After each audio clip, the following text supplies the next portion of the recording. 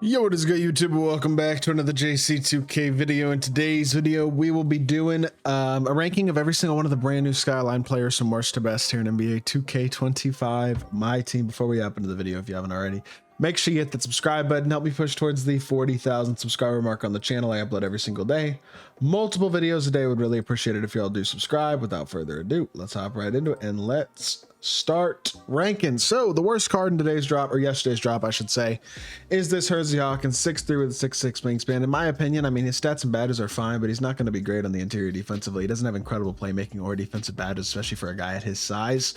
Good slasher, solid shooter, jumper looks nice, defox dribble style, Kimba escape isn't terrible, and he does have Pro 2 fade. Every card in this drop is at least half decent. I think for his lack of size, he is probably the worst, especially with the lack of playmaking and defensive key Hall of Fames, but he's not a completely atrocious card.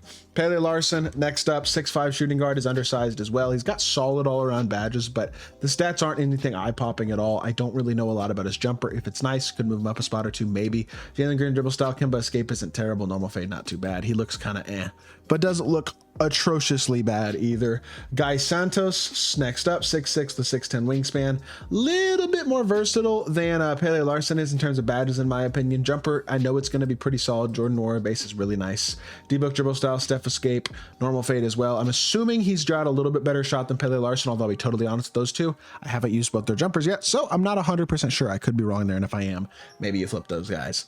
Next up is our first opal, Kyle Lowry. The stats and badges represent a really good card. Unfortunately, him being 6 foot takes away from that. He's not an exceptional slasher, but he's okay. He is fast, great shooter, great defender, and I know his jumper is absolutely money, but unfortunately, I don't think that's enough when you're 6 foot, and honestly, it's kind of generous maybe even to put him this high. You could make an argument probably that he is arguably the worst card in this drop. I think you could make that argument if you wanted to, and I actually don't think it'd be completely ridiculous to move him down a bit, but I am giving him the benefit of the doubt because I know the jumper is nice and things of that nature. So next up, Steven Adams, 7 foot with a 7'4" wingspan. I mean, look, 73 isn't special at all, but he's got good speed for a big. He's going to be really good on the interior on both ends of the court. As a shooter, is he going to be limited? Yes. Rush dribble style, Trey escape is actually pretty nice for a center. But I don't think he's going to be a complete and utter liability unless his jump shot is atrocious. Again, I haven't shot with Steven Adams jumpers, so I don't know that for sure. But assuming it's at least usable, he is a pretty usable card. Next up is Bruce Brown, solid 6'4" point guard. Doesn't have the defensive badges as his biggest flaw, because otherwise he does look pretty good. Good slasher, good shooter, jumper's going to be decent. D-book dribble style, Trey escape, like solid looking pink diamond card. He doesn't look bad. But I wish he had more defense, and I'm honestly kind of surprised he doesn't have more defense, to be totally honest. This is a card you would think would be a little bit more defensively minded in terms of his stats and badges.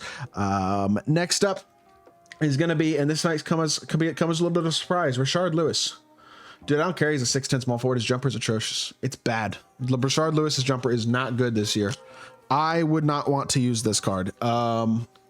A bad jump shot is going to be a killer on a card, especially, I mean, the SIGs aren't like atrociously bad, but they're not special at all. This card is not going to play like most of the 100 overalls in my team. He is not all that good at all, and I think he's one of the worst cards on this list.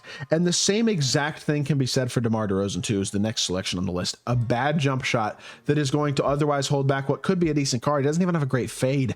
The reason I'm giving DeMar the benefit of the doubt is because I do trust him a little bit more off the dribble probably, and I have used his jumper probably a little bit more comfortably than Rashard, but I don't like either of these cards at all. These are two of the worst 100 overalls that 2K has dropped all year. Definitely towards the bottom of this list. I mean, there's a reason they're below a lot of the pink diamonds and the opals still. Speaking of, the final pink diamond, Wang Zhi Zhi, is next up. Legitimately a good card. 7'1" with a 7'5" wingspan. Good shooter, good defender, good finisher, especially for a pink diamond. He's got solid speed, high 3-ball rating, pretty versatile defense. He's like a better Khalil Ware, Eddie Curry, in my opinion.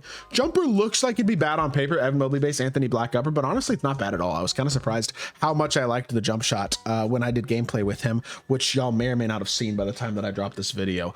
But I do think this card looks good. Like, I actually thought Wang Zhi Zhi was a pretty interesting option, and I had no issues at all with him at the I don't know exactly what spot this is, but something along the lines of 12th or 13th, I believe, is how many cards we have left.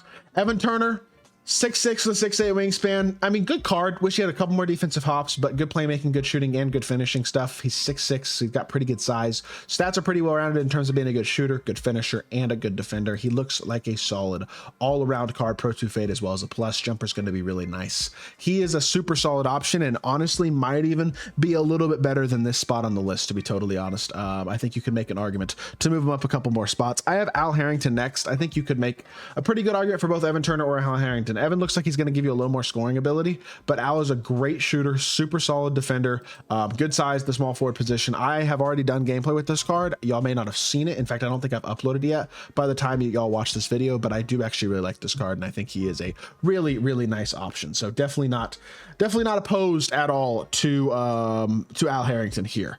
Next up is going to be Corey Maggette, the first of the Dark Matters. Good card, really nice defense, good shooting badges, good finishing badges, and key playmaking badges. Handles today's lightning launcher on Hoff. Stat and badge wise, he's super complete. He's 6'6" to 6'8" wingspan. Jumper's going to be super nice. Jalen Green dribble style, Kemba escape, not bad at all. Pro 2 Fade as well. Really, really solid card. Does a lot of things well at the shooting guard position. He's a great option. Every card from this point on, really every card from Evan Turner up is a really good card in my personal opinion. Like next up, we have this Opal Jerome Kersey. This card's a beast. He's got great defense. He's very athletic, and you mean the stats and badges don't represent it at all as well. He's got like a park shot. Ben Shepherd base, Donovan Mitchell up on very quick is legitimately really good. D-Book dribble stock, Kemba escape maybe could be a little bit better on movement, but I mean, it's pretty standard stuff. And with a really great jump shot and good stats and badges, high level versatile defensive ability, he's a really solid card. And I feel like he's probably a little bit better than Corey Maggette. He is also an inch taller at the shooting guard position, which is a plus as well. Next up is our final 100 overall, Ray Allen, who is the best of the 100 overalls pretty easily. He's the only one without a terrible jumper. Ray Allen base with KD's up on very quick. It's pretty good. De'Aaron Fox dribble style, Steph escape, Pro 2 Fade. I mean, there is some stuff to go with there. And obviously the stats and badges are going to be great as a 100 overall. Definitely think he is easily the best of the 100 overalls that came out today. So I think he does deserve to be several spots higher than the rest of the group, but I still have him relatively low, especially for 100 overall. Like, I think Mike Miller is probably better than Ray Allen. 6'8" shooting guard versus 6'5" point guard. I know the defense isn't perfect, but he's got good speed, good slashing, good shooting, or great shooting actually, and defensively looks decent as well. Jumper's going to be absolutely money. Pro 2 Fade, Jalen Green dribble style, Kemba escape, standard movement, but a good fade, great jump shot. 6'8" player build at the shooting guard position is going to create a very, very solid card. Brandon Miller, very similar to Mike Miller, well-rounded stats and badges. He's got a little more defensive hops, which I think is a plus. Jumper's going to be nice. I don't think his fade's special, but D-Book Joe style Steph escape. Maybe the not elite fade knocks him down a spot to you. I like the completeness badge-wise, and I think he's got a good player build too. Brandon Miller, super solid card. Jack Sigma, another really solid card. 89 speed, elite shooter, great defender, very good finisher. Wish he was like a tick or two faster, but honestly, it's not bad at all. With a coach and a shoe, you can get that up to 99 when the shoe is working. Without, he's still like 94 speed, so he's going to be just fine. Rush dribble style, Kemba escape, awesome catch and shoot jumper, and I really do think he's a quality defender as well, with decent size, 6'11" at the power forward position. Not bad at all. But the best not invincible card in this drop is Franz Wagner, in my opinion. 6'10" with a 7'1" wingspan. Really nice fast jumper. It does get some weird load-ups at times, which can be annoying, but he's got real movement, good escape, good dribble style, and great behind the back. Really good jump shot. 6'10" shooting guard, versatile defender, good slasher. Just does everything you want well at the shooting guard position. He's a really nice, complete option at the shooting guard spot. But the number 1 and number 2 cards are unsurprising. LaMelo at number 2, 6'7" point guard, 6'10" wingspan. Perfect stats, basically perfect badges, bunch of elite legend badges.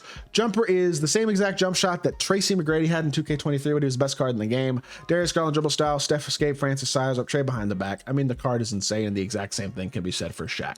Kemba escape instead of Steph, but jumper's actually money. Pro 2 Fade, Garland dribble style, Francis size up, Trey behind the back. One of the best cards in the game as well. Dominant on the interior on both ends of the court, gets ridiculous animations. I mean, he is the best of the best. And unfortunately, those two in-games or invincibles are clearly better than the rest of the drop today, which is disappointing, but it's the way it is. And that's the honest truth about this drop. So that is just my opinion. Let me know what y'all think in the comment section down below. If you did enjoy the video, make sure you hit that like button, leave a comment, and subscribe. I'll be back with more 2K content very, very soon, and I appreciate y'all. Peace.